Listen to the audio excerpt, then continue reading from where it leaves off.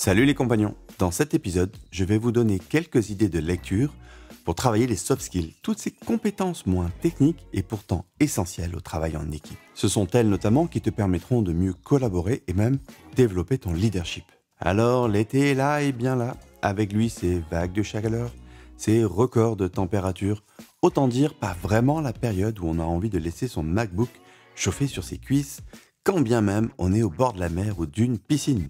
Donc pour ces vacances, je te propose de lâcher la tech pour travailler sur un autre plan et venir réfléchir sur toi. Et oui, pour mieux interagir avec les autres, il vaut mieux commencer par se mettre au clair avec soi-même. Et les soft skills, ce sont toutes ces compétences qui te permettront de mieux communiquer avec les autres, d'être plus efficace en équipe et d'aller plus loin, plus vite ensemble. Je sais que c'est pas forcément les compétences qu'on kiffe le plus en général. Il faut dire qu'on aime bien manger du code et de la tech, surtout en début de carrière. Mais en général, au bout de quelques années, on se rend compte que la tech seule ne suffit pas. Et on commence à avoir envie de passer des idées, de faire passer des idées et de faire valoir un point de vue. Et là, il est tellement tentant de penser qu'il suffit d'appliquer une pensée logique et rationnelle pour convaincre. Cette blague! Donc voici 3 livres que j'ai envie de te conseiller pour cet été. On commence par les 4 accords Toltec, un grand classique maintenant. Tu trouveras dans ce livre des principes qui peuvent radicalement changer ta vie. Si la moitié des gens en entreprise ne les appliquaient déjà qu'à 20%, la vie des développeurs serait largement améliorée. Bon, et celle des autres aussi au passage, donc ça serait dommage de s'en priver. Non, sérieusement, si tu ne connais pas les accords Toltec, c'est vraiment un must-read. Comment je traduis ça? Un doigt lire? En plus, c'est court, ça se lit en 1 heure ou 2, tu en as pour 8 € et c'est concret, tu peux les appliquer tout de suite. Tu retrouveras ce livre ainsi que tous ceux que je mentionne dans cette vidéo dans la bibliothèque de Compagnons.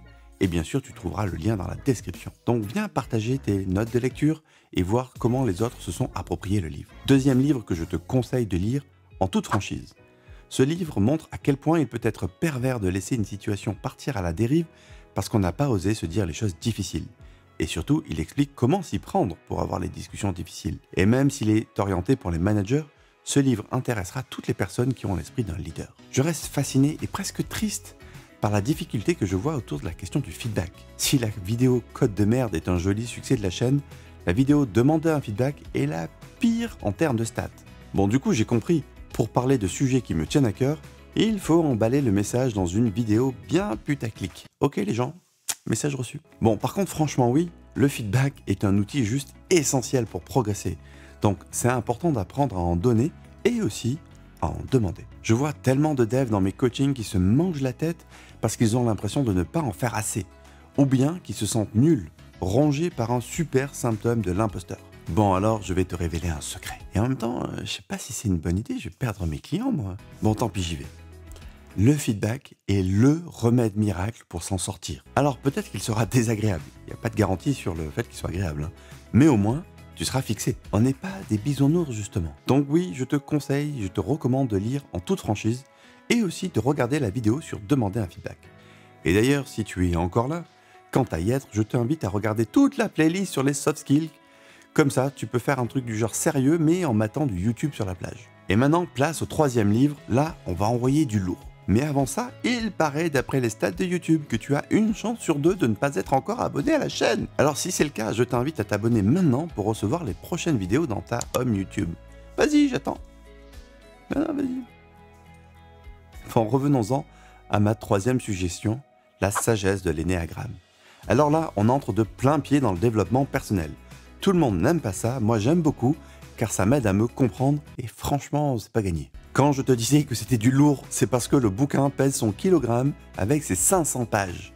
L'énéagramme est une approche de l'analyse de la personnalité et s'appuie sur 9 types de base. Alors j'entends déjà les rageux. Oui, mais on peut pas réduire les gens à des stéréotypes. Non, bien sûr, c'est un modèle et comme tout modèle, il est faux et utile. Donc si tu es motivé pour aller plus en profondeur, explorer ton intériorité, c'est un très bon bouquin. Et là, tu peux me demander, mais quel est le rapport avec le dev et les soft skills? Bah c'est simple, mieux tu te connaîtras et mieux tu pourras entrer en relation avec les autres. Ouais, tu sais là, les humains qui font partie de ton équipe. En tout cas, j'espère que ces livres te seront utiles et je suis impatient de lire tes commentaires dans cette vidéo ou tes notes de lecture dans la bibliothèque de Compagnons. Et si tu as envie d'aller plus loin pour travailler ces soft skills avec moi, je t'invite à découvrir l'accélérateur de carrière dont tu trouveras le lien dans la description. Voilà, je te souhaite un bon été. De notre côté, on va prendre 2 semaines de pause début août pour recharger les batteries et revenir la tête fraîche pour la rentrée. Ciao et bonnes vacances!